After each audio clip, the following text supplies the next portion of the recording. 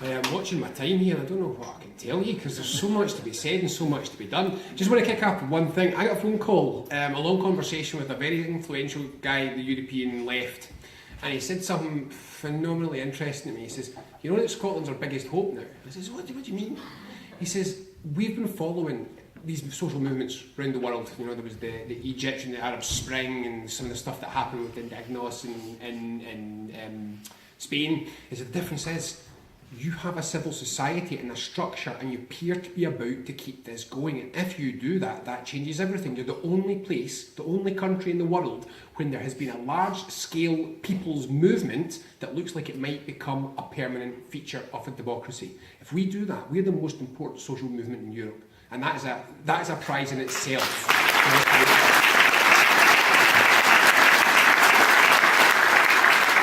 Right, I was going to do something else, but I just changed my mind. Tell it. Here's how we're out by 2020.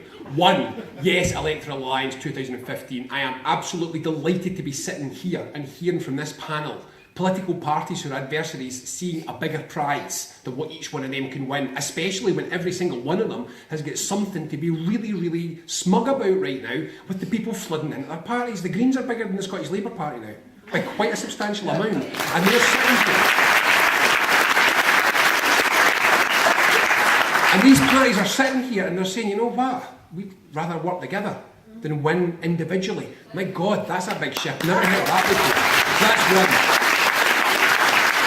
So let's get a coalition. For anyone that doesn't know, my day job, I'm a political strategist. I would suggest that not calling it a Yes Alliance would probably be quite a clever thing to do. Call it something like People's Scotland or the People's Alliance or something of this sort, and stand on a platform which says, you know, we wanted the independence because we wanted to change things, and before we get another chance, we're going to still change things. So, for example, I would suggest that they came up with a simple set of maybe 6 or 8 key manifesto pledges, such as 1, a wealth tax, to eradicate the national debt and end the need for austerity, opposing Trident, re-nationalising of the rail. 8 things that we can all agree on and say, whatever else our manifestos say, they will all say this, and we will stand on this platform. We can elect 30 or 40 MPs from Scotland to go to Westminster who have a very high chance of being the coalition ballast, the driving force between the next government in the UK. And what you might end up with, and I don't snigger too much because I quite like saying this,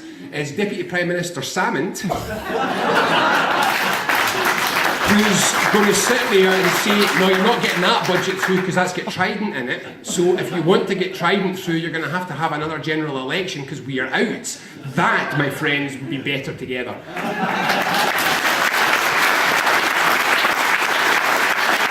Because like I say, I'm a political strategist, and I did about over 200 public meetings in the 2 years of the referendum campaign. And one of the things that I think was really interesting was there was massive support for independence in a lot of places where, and this is no criticism of anybody, where there wasn't quite the same cultural support for the SNP. And I'm thinking about perhaps some parts of North Ayrshire, North Lanarkshire, a couple of places in Glasgow, some of the Fife mining villages. Now, they are very, very angry with Labour.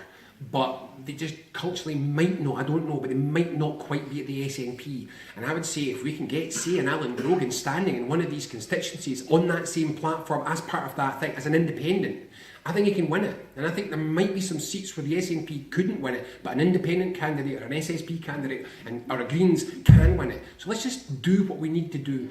Get together, go constituency by constituency, say who is the one person who's in the best place to unseat a unionist. Put that person forward and get behind them. Clean the bastards out. And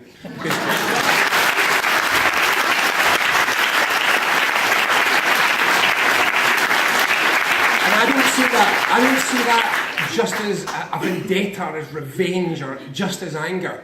Because there's still a couple of good people in the Labour Party. There's plenty many good people who still vote Labour because they remember what the party was. I say that for a simple reason, that the biggest barrier to social change in Scotland just now, they channel the votes of those who need change into a party that claims they're going to give change and then never does. They are the problem, and we have to address that head on. So we do that, and at 2015, if we can, get that alliance. But I'm going to be even more controversial. I think we should go into 2016 in an electoral alliance. And the reason I say that is, funnily enough, the one thing I've disagreed with tonight a little bit is that actually Westminster's electoral system favours going in with one strong candidate against a divided field. Now that's why in a first past the post, going in with one candidate against 3 unionists is strong. What's interesting is that applies in the first vote in 2016, but not the second. So what I suggest is if we do the same thing, constituency by constituency, who can win in 2016 in the constituency vote and form an alliance, and stand as that alliance as the candidate, and they break the alliance up on the list. Because what you then do is you can pick a whole bunch of list votes up with a different set of candidates. So the Greens and the SNP will pick list votes up. Now if we do that, if we get into that election, we can have, incidentally, there's so many beautiful ways that you can pitch that. Again, I'd like to see if we can't come to a pretty strong shared visionary manifesto. But if we can see, people of Scotland, you've said you like coalition government because it's about compromise and it's about working together. Here you can vote for it with one vote. Because if you vote for this package, what you're getting is an inbuilt coalition government that will govern Scotland with plurality and discussion and openness. That's a great pitch. We can be in there extremely strong. Now, I'm going to say another thing which a few of you might not initially agree with. I think we should go into 2016 on a commitment not to have a referendum those 4 years. I think that because, again, tactically, I think it can probably bring us about an extra 5% of the vote. And the 5% of the vote could clear out half a dozen unionist candidates, because I think there's a few people who might not quite have the stomach for it yet, but I'll tell you how we can get to that out by 2020 in a second. So what we've got to do, there's another thing which I think is important, is we tried a don't rock the boat strategy in this campaign. So don't scare the banks, don't scare the supermarkets, don't scare the currency markets, don't scare people to talk about tax. And it didn't really work. The truth is that if you wanted people, I've always believed this, if you want people to go for big change, then you need to say something more than it'll be okay. You need to say it's going to be better. It's genuinely going to be better and it's genuinely going to be different. What I think we need to do in that period from 2016 to 2020 is show what better looks like. We should have that manifesto that pushes at the boundaries of what we can do in Scotland. I should have said, by the way, Lord Smith's arse, we're going to get nothing. I'm not even going to talk about it. So within the powers that we have, with a couple of nano, we're not getting anything from Lord Smith. If you were, it's kind of like saying, if you said to your kids, you said, right, have you set aside some time to do the housework? Yeah. How much time have you set aside? 30 seconds. They're not doing housework. That's not what they're about to do. And it's the same as saying, well, we're going to have an open inclusive process and you've got 16 days to get your submission in. And I'm serious here, because I'm on a think tank. I couldn't have, in the timescales they gave us, I could not have made a meaningful submission to properly explore the options. Can't be done, couldn't be done. It's ridiculous. So let's forget that and let's just say that with the powers that we've got, we have got to do two things. One is show a better and more visionary Scotland to push at the boundaries so that next time round when they say, well, you haven't used the powers you've got yet, we'll say, yes, we did. When they say, what is it that you couldn't have done with the powers that you have, you say all these things that we tried to and we couldn't. And every time we come to a policy where we can't do what we want with the powers that we've got, we make it loud. As a movement, we say we want to create a living wage now and we can't. We want to create a national investment bank which is wholly publicly owned and we can't. So we want to do all these things so that people understand what it is that we can't do with the powers that we've got. And that's one of the reasons we want to do it. But the other reason, and I never want anyone to forget this, we've all said it, we weren't in this for independence purely for flags. We're about to have a series of public sector finance cuts which are going to hit the poor phenomenally. And this is the poor that are already suffering. Let us never forget what this was about. We've got to have these more adventurous, more radical policies because we've got to do the best that we can within what we have to protect the people who are about to be hit in the most barbaric way. Now, it's going to be difficult. What I'm not going to talk about tonight is the policy stuff too much because there isn't time. I'm very worried about it. I don't think people have fully grasped how little we have that we can use with the powers of the Scottish Parliament to mitigate the impacts of Westminster welfare cuts. I think our best bet is to look at something around housing. We can have a major house building programme on a borrowed national housing company. So we've got public sector rental housing, which is inexpensive. You could take a lot of house costs away from people. I think the other thing that we can do is look at food policy, because shelter and food are the two things where poverty becomes death. And we need to look at that, and see if we can have a national food policy that brings the cost of food right back down. And to be honest with you, see if that means compulsory purchasing a large amount of land ownership, land that's owned by lords, and using it for agriculture. I'd tell you how to do that.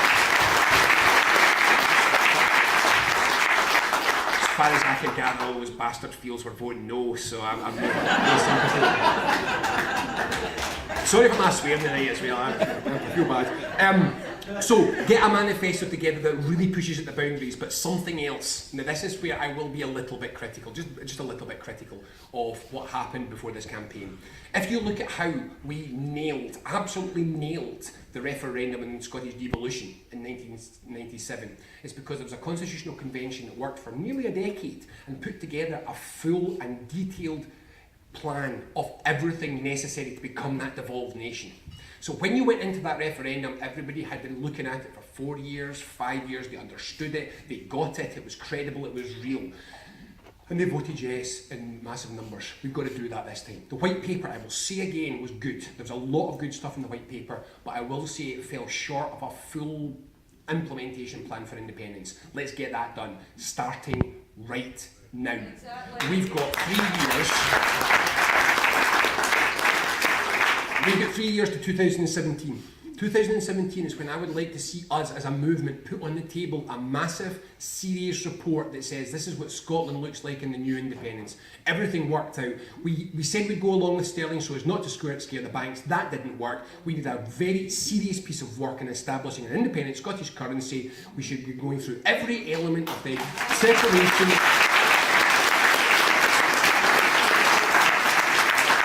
Every element of the process of separation, and just do it. You know how they said, we won't pre-negotiate? We don't need them to. Most of this stuff is routine. We just do it ourselves. Go through the massive number of treaties and say, this is what we'll do, this is what we'll do. Go through all the debts and say, this is how we're going to allocate them. Put it out in a very carefully costed way and say, give people 3 years to look at this. Look at it, have a time, look over it. Do you think this is reasonable? How are they going to negotiate against this? So get that out in 2017. And for any geeks out there, and to those who are involved with the Scottish Government, we lack a really first-rate monetary economist in Scotland. Somebody who's really good in monetary policy, currency and all this kind of stuff. Hardly surprising. What would you do in Scotland as a monetary economist? We don't have any money.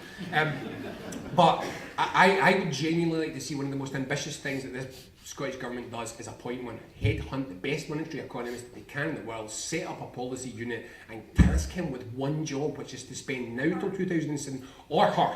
There's not that many female monetary economists, but it would be wrong to say there's none. To get him or her in and say, between now and 2017, we want the plan. And then you've got the 3 years from 2017 to 2020 to make it an implementation plan. Because if we do all of this and we work it through and we start and we get that on the table in 2017, then we run a 3-year low-level independence campaign from 2017. We don't call it an independence campaign, but it is. We're in the streets, we're in the halls, our tables are back outside the supermarket, we're handing this information out, we run that campaign for 3 years. We don't care whether they run a no campaign, we'll run a yes campaign, because what we drive forward to is 2020, when we stand electoral coalition one more time on a simple manifesto. Elected in May, referendum in September, and out by Christmas. Now, if we follow that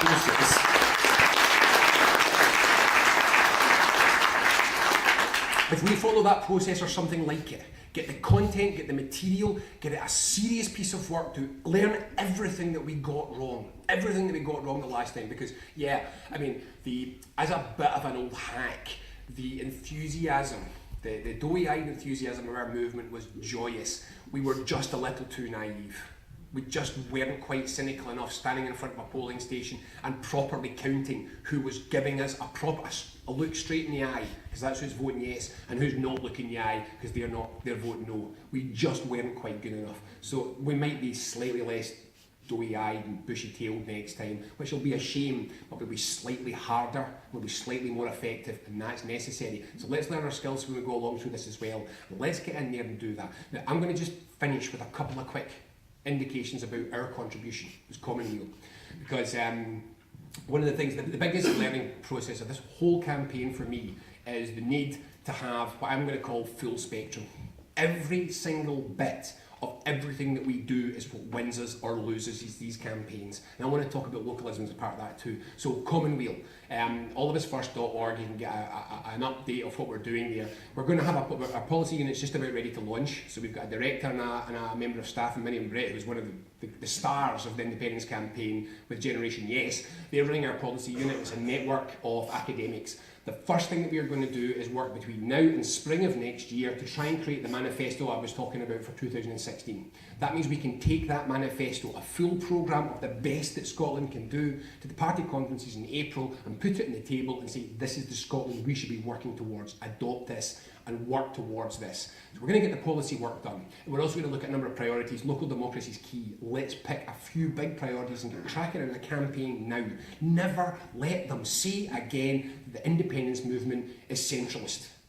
Start now and devolve, decentralise now. Give them a Parliament of the Isles. Do it. In fact, one for the North and one for the Western Isles. Do it. Because you know where we lost worst. Everyone thinks that in Scotland we lost worst in the borders. We didn't. The worst loss in Scotland was Shetland.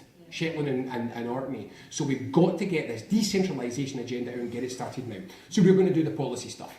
Another really important thing is this. Me bumping into you people. I know a few of you, but a lot of you I don't know and I've never have got to know. And the person I keep giving examples, I knew everyone in the panel here, but Ivan McKee.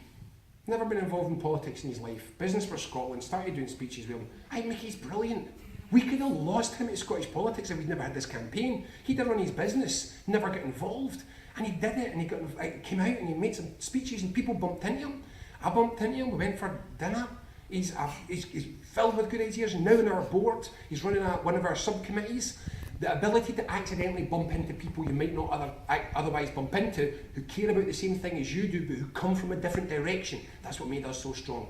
It was like a cross-fertilisation of a movement of people who are different. Working class people, middle class environmental campaigners, people who'd never been in politics before, people who've been in politics their whole life, everything, the whole lot of it.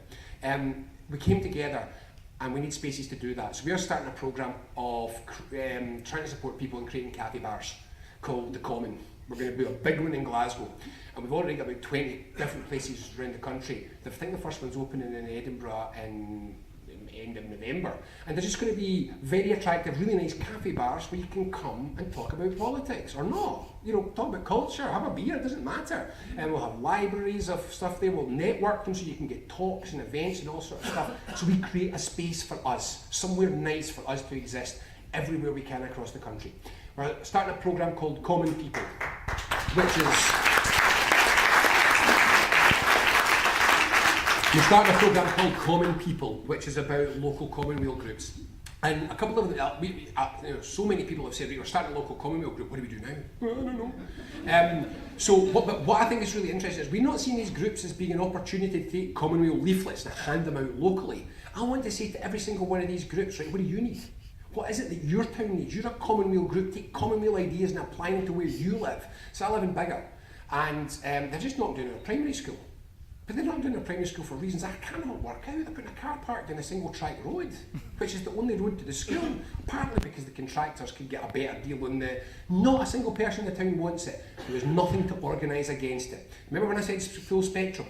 Let's build a movement that every town in this country campaigns locally like we campaign nationally. That it's normal for you people to say, not to say, no, I'm not very happy with what the council's doing, but to say, I'm fizzing about what the council's doing, let's get down the common and sort this out. If we can create that sort of a movement where we are attacking the politics of the establishment at every level, in your town, to your country, and to your world, if we can do that, that'll be incredibly strong. So we're trying to create that Common People programme. Should I mention the media? Did you have a good time reading the newspapers? Have you spotted since that they've tried to make the whole thing disappear? Don't talk about the referendum. I was supposed to be going on, I was on radio, BBC Scotland on Sunday, and the producer spent ages saying, we don't want to talk about party politics, we don't want to talk about the referendum. I said, no, you don't want to talk about party politics, and you don't want to talk about the referendum. I want to see... I want to say, if asking difficult questions of us during the campaign was good enough for us, to get the difficult questions into Labour now on how we're better together with their austerity policies. I want to hear this start now, and I want them held to account for what they did. They worked with the banks to scare grannies out of their wits to vote no. Don't let that be forgotten, because the media is desperately trying to make that disappear. Right, we can't live with that. So what we're going to do as well is we're very close, probably about 4 to 6 weeks, from producing something called Common Space. Now, Common Space does 2 things. One thing it does is, I haven't talked too long, I'm stopping. Common Space does 2 things. One thing it does is it creates a Facebook for us. We need to organise at a national level as well as a local level. You can join Common Space, you can form groups spontaneously, nationally, locally, or whatever you want. You can get all the information. We've got a policy unit. If your local group's campaigning against something, you can get that, you could tap into our policy unit if you need some help. We're going to have a writing team, a design team. Perhaps you need some design work. We're going to have a parliamentary lobbyist. So perhaps your group needs some parliamentary lobbying done or something like that. So we're going to create this social media space for you to use and build and organise. We don't control it in any way whatsoever. But we're also going to have in it, we've got a team now. There's 12 people. There's going to about to be 13 people employed in Commonweal. That makes us about half as big again as the CBI. Come on. So we've got a team of people who are writers, and what we're also going to have in there is they're going to pick the best of the commentary. We're not going to do a commentary site. There's Bella, there's Wings, there's Baton, there's so much good commentary. We're just going to bring it together and let people and link to it. But we're going to have a news service. We're going to do news every day. We're going to write the news that's in the newspapers again, save you buying them. You just get up in the morning, you can read it, you don't have to buy the newspapers. But we've got a sparkling team of people, including Michael Gray, who broke the story about, what do you call him, the oil millionaire that was funding war criminals, Vitoil.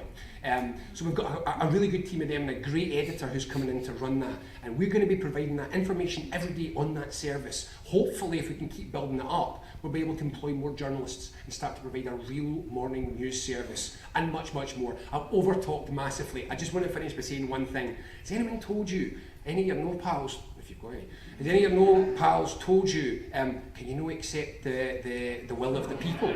Could you not give it up? Aye, that's because they're like a big flabby boxer sitting in the ring, wheezing and gasping in their corner because the bell just went, and they're going, I won. And we're over the other side saying, yeah, come on, right too. They've got no energy left, they've got no will, they've got no belief that they can actually do it.